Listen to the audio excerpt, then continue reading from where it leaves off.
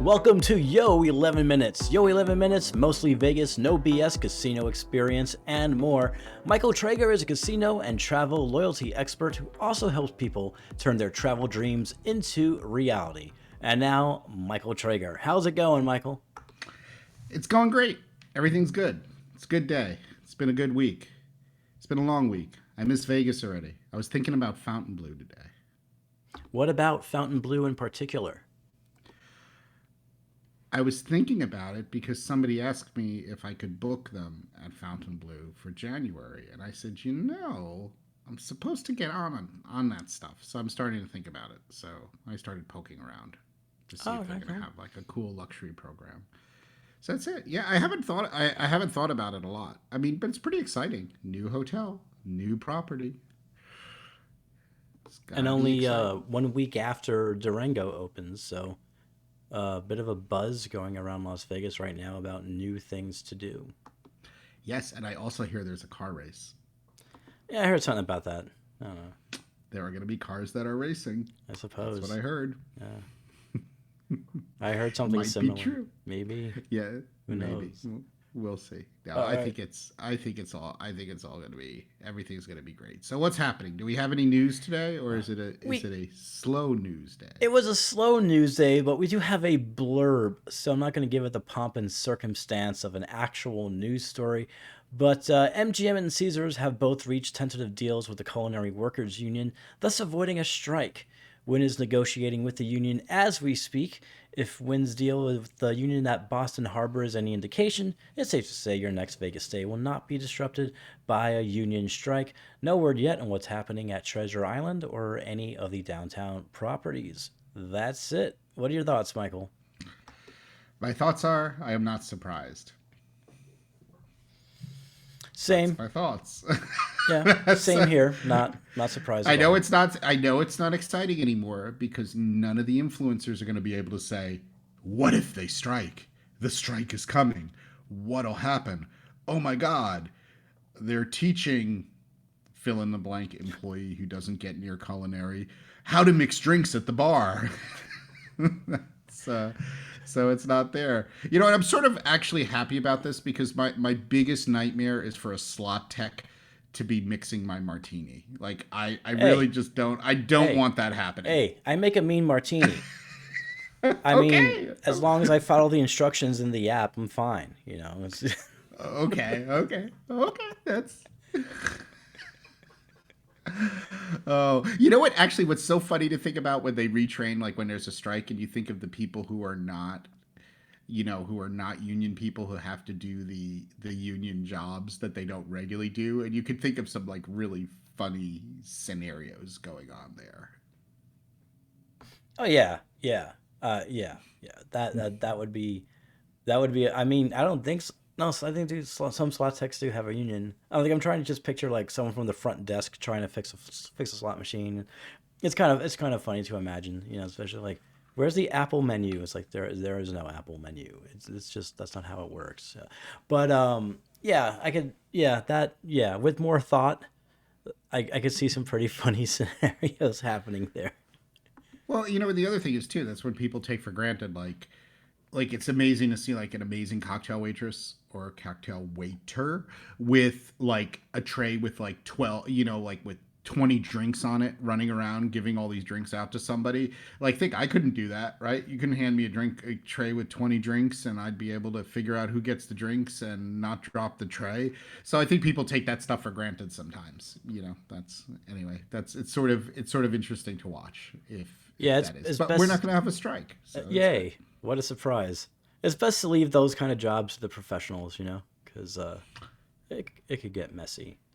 So things can always get messy. Exactly. Especially with 20 drinks on a tray and spilling and all that. Spilling all the drinks that the slot technician made. That could just be horrible.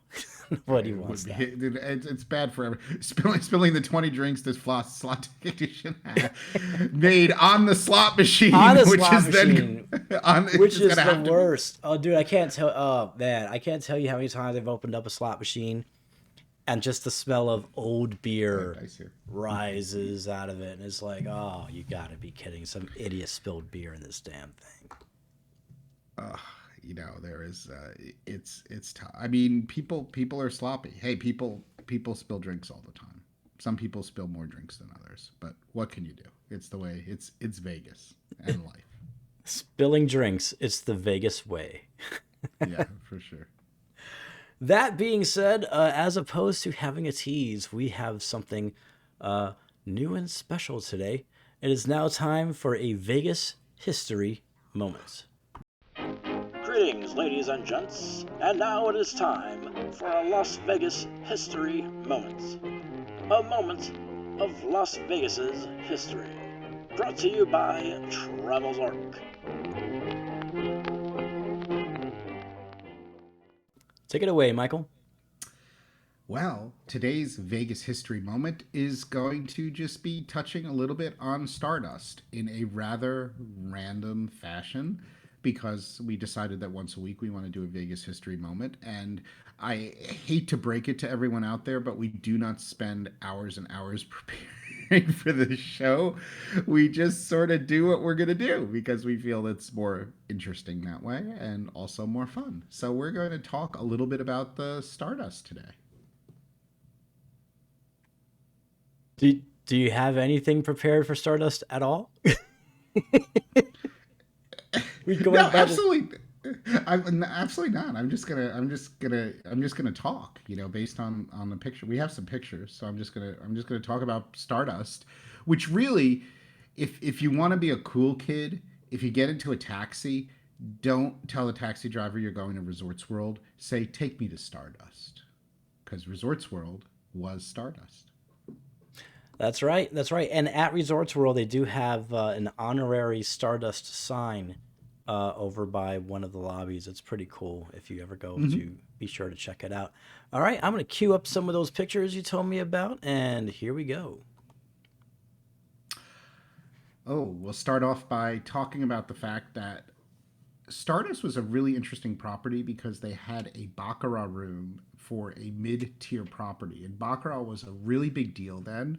Also, back when I played there, you were still able to play with cash. But they had a big, traditional big Baccarat game. They also had their own in house limo, which was really, really nice. A lot of properties now subcontract their limos, except for places like Wynn Las Vegas.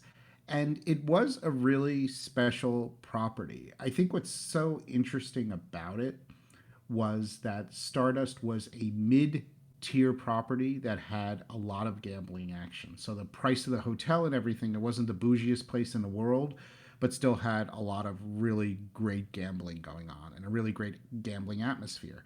It also had amazing things like 24-hour room service with really decent room service, a coffee shop that was open 24 hours, a really cool steakhouse called Willie B's, a really great sushi restaurant, and all of that. It was just a great all around hotel, and it's something you don't have. It's like, imagine if Harrah's still had 24-hour room service and a great place to eat 24 hours. And that whole thing about a 24-hour dining place in a casino was a really big deal because this idea of just being having a place which was just the coffee shop that you could go 24 hours a day and get breakfast or just get something to eat, and it was super convenient and like sort of, if you come from New Jersey, sort of like a diner. And that was really great. And one of the things I loved about playing Baccarat at Stardust was that Stardust had a pit boss who was Shirley B. And Shirley came from Kentucky, and she was the first Baccarat dealer in Las Vegas that was female. And she was actually trained by Lefty Rosenthal. So I used to hear the most amazing stories at Baccarat there. And she used to always tell me like her thoughts about Baccarat. And they had a big Baccarat game where the shoe moved around the table, where the players got to deal the cards.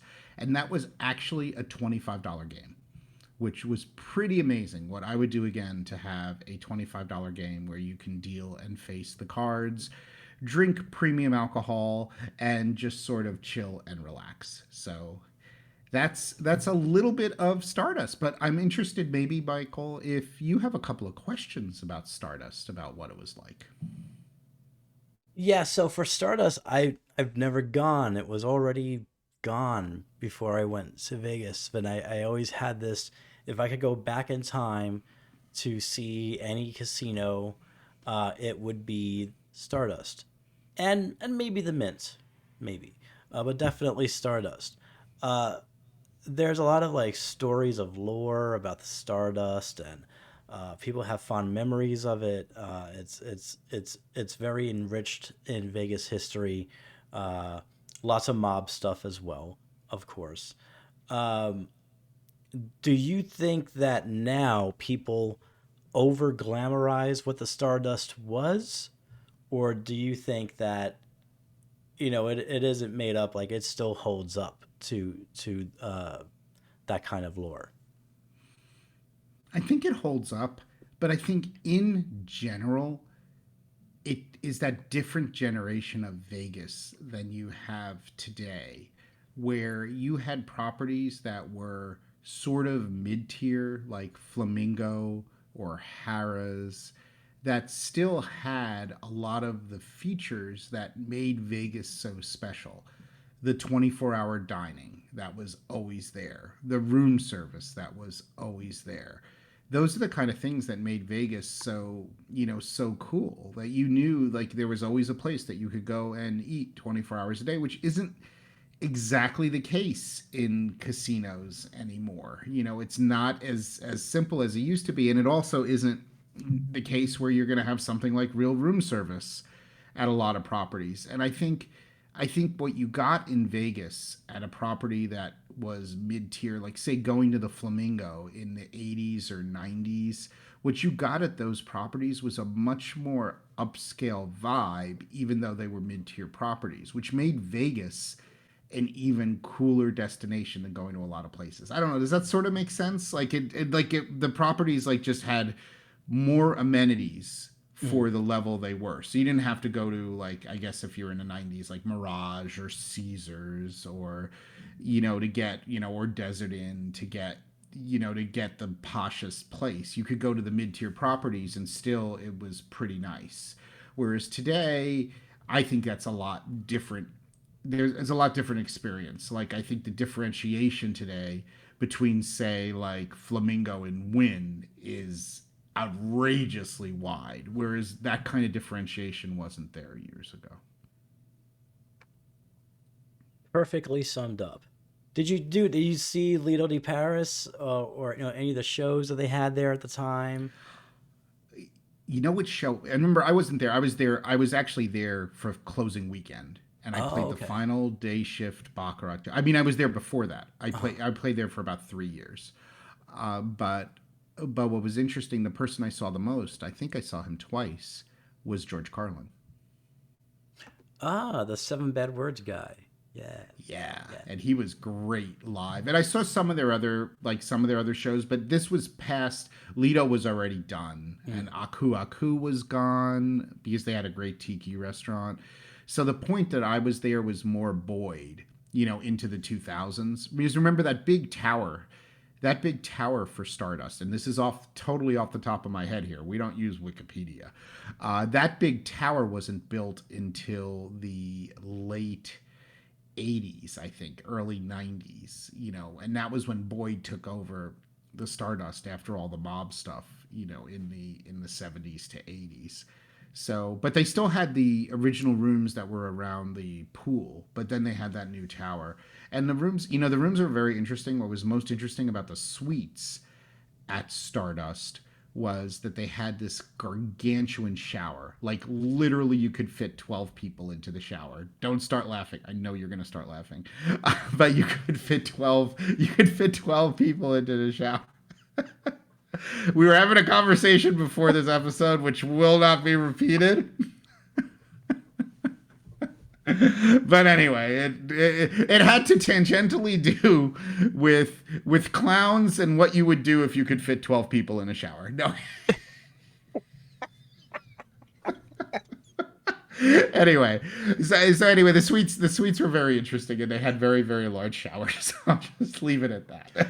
We'll leave it. We'll leave it at that. Before we get going, are there any final thoughts? Any closing remarks you'd like to make?